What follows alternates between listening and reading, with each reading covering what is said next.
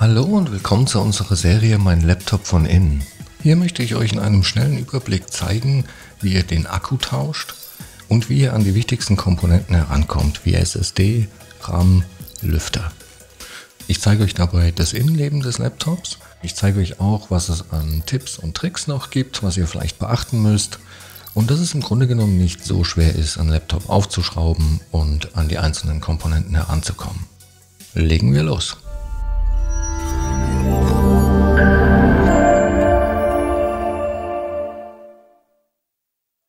So, wir haben hier ein Asus ZenBook 14X und ich zeige euch auch gleich, wo ihr die genaue Modellnummer findet. Aber zuallererst stellen wir sicher, dass das Laptop nicht mehr mit dem Ladekabel verbunden ist.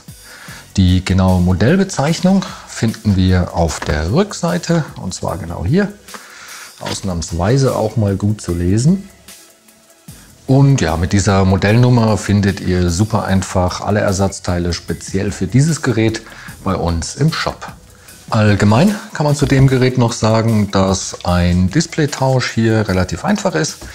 Dafür muss man nur den Frontrahmen lösen und kommt so an das Display ran. Bei der Tastatur ist es so, die kommt zusammen mit dem Topcase. Das Touchpad könnte man jedoch auch einzeln tauschen. Um das Gerät jetzt zu öffnen, muss man alle Schrauben lösen, die einmal hier quasi offen oder offensichtlich sind. Und dann ist es hier so, dass es aber auch unter den beiden Gummischienen auch noch Schrauben gibt. Das heißt, die kann man versuchen mit dem Finger zu lösen. Wenn das irgendwie nicht so gut geht, kann man sich da auch einfach eine kleine Hilfe nehmen. Und dann hebelt man die quasi von hier unten einfach weg. Und dann sitzt eben hier eine Schraube und auf der anderen Seite genauso. Und ja, bei den Schrauben ist es so, die Schrauben, die hier außen herum laufen, das sind Torx-Schrauben. Das heißt, da nimmt man ein T5 als Aufsatz. Und die beiden Schrauben hier unter den Gummifüßen, das sind normale Kreuzschrauben. Und die haben auch eine andere Länge, also das heißt, die einfach am besten getrennt aufbewahren. Und ich benutze generell hier für alle Arbeiten ein super praktisches Universalwerkzeugset. Ich verlinke euch das auch in der Videobeschreibung. Da ist alles dabei, was man so braucht. Pinzetten, Öffner, ein Schraubendreher-Set mit allen erdenklichen Aufsätzen. Das habe ich mir jetzt hier schon mal zurechtgelegt.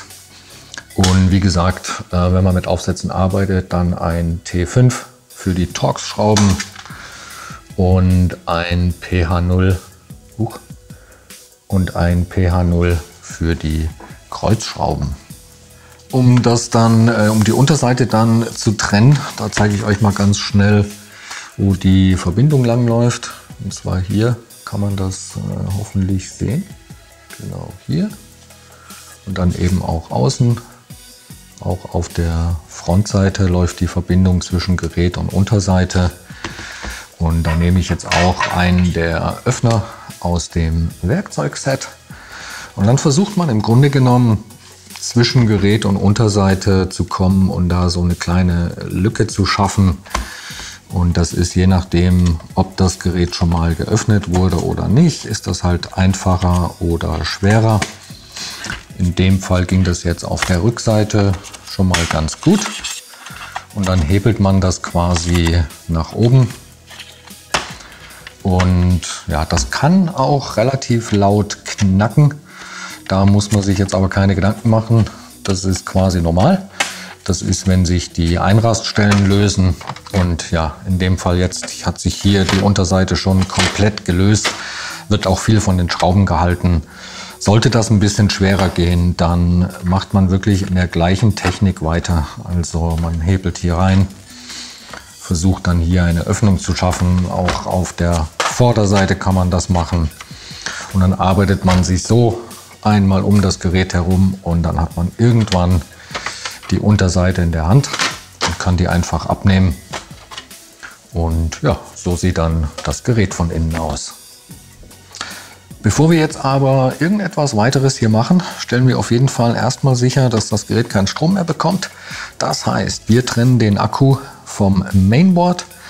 Und hier ist der Kabel bzw. die Steckverbindung. Und die funktioniert in dem Fall so, dass man zuerst diese silberne Brücke hier nach oben schiebt. Also richtig über den Stecker drüber. Und dann kann man den Stecker selber nach oben hin abziehen und ist so einfach auf der sicheren Seite. Was wir hier noch sehen, ist, dass es keinen RAM gibt. Also es gibt natürlich einen RAM, aber der ist aufgelötet. Das heißt, man kann den nicht tauschen oder erweitern. Der kommt so, wie er ist. Wir sehen hier die SSD, die ist unter einer Abdeckung und auch gleich so hier noch so ein Kühlstreifen. Wir sehen hier das WLAN-Modul. Hier sind die Lüfter und der Heatsink. Und ja, eben hier natürlich der Akku. Und der lässt sich super einfach tauschen. Der wird nämlich nur von den Schrauben, die hier drumherum laufen, gehalten. Und wie gesagt, je nachdem, was man vorher für das Gehäuse benutzt hat. Das sind Kreuzschrauben. Das heißt, da nehmen wir einen ganz normalen PH0 Aufsatz. Wenn man die Schrauben dann alle gelöst hat, kann man den Akku nach oben einfach aus dem Gerät nehmen und ja, super einfach so eben auch tauschen. Direkt unter dem Akku sehen wir hier jetzt übrigens auch das Touchpad und ja, das wird von den 3 Schrauben hier gehalten. Das heißt, die muss man rausmachen. Dann ist hier noch so ein kleines Klebeband. Das muss man auch noch abmachen, das geht aber relativ einfach. Und auch die Steckverbindung hier, also das Kabel, muss man auch trennen. Und das ist in dem Fall ein Kippschalter oder Kippstecker. Das heißt, nicht einfach das Kabel irgendwie versuchen rauszuziehen. Den muss man erst hochklappen. Und dann kann man das Kabel hier eben rausnehmen. Das Klebeband auch noch wegmachen. Und dann kann man das Touchpad nach oben hin rausnehmen. Und in umgekehrter Reihenfolge dann eben auch wieder einbauen. Und hier ist es so, man kann das, glaube ich, ganz gut sehen. An dem Stecker hier, also beziehungsweise an dem Kabel, ist so eine kleine Linie. Also das heißt, schauen, dass der auch aufgeklappt ist. Bis dahin sollte das Kabel wieder im Stecker sitzen. Und dann klappt man das hier zu und ja, hat das so erledigt.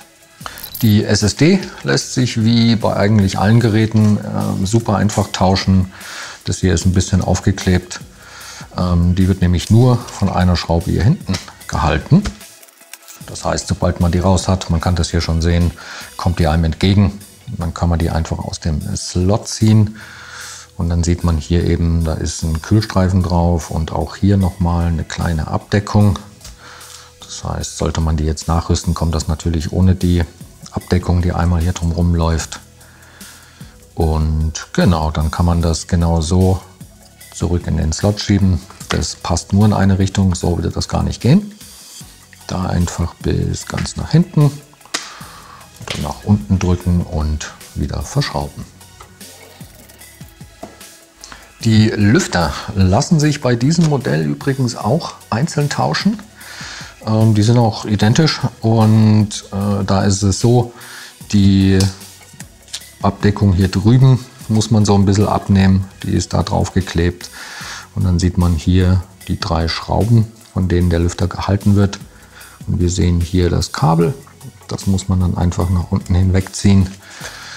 Und auf der anderen Seite sind die 3 Schrauben hier, auch besser zu sehen. Und hier ist das Kabel. In beiden Fällen ist es so, dass der Stecker hier so nah am Lüfter selber sitzt, dass ich tatsächlich den erst losschrauben würde. Und dann kann man den Lüfter hier aus dem Gerät nehmen. Hier drüben sind noch ein paar Kabel drunter. Das heißt, ja, die kann man dann hier einfach rausfädeln. Und dann kommt man so eben auch viel besser an den Stecker dran. Dann kann man vorsichtig am Kabelbund das nach unten ziehen und den dann so rausnehmen und eben gegebenenfalls auch tauschen. Und hier ist es so, ja, normalerweise sind die markiert, dass man weiß, wo oben und unten ist. Und dann würde ich das hier auch umgekehrt machen. Ich würde auch zuallererst das Kabel, den Stecker wieder verbinden. Allein schon, dass man es nicht vergisst. Das wäre nicht so prickelnd. Das ist ein bisschen friemelig hier.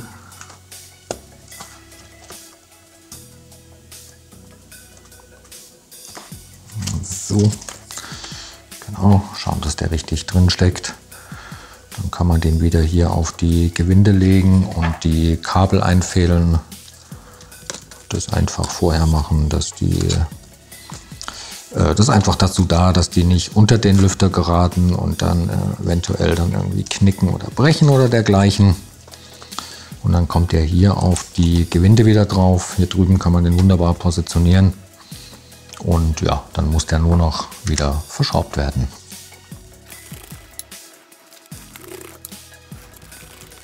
Und wie gesagt, das ist wirklich exakt das gleiche auf der Seite, außer dass es hier keine Kabel gibt, die man rausfädeln muss, aber ansonsten genau das gleiche Prinzip.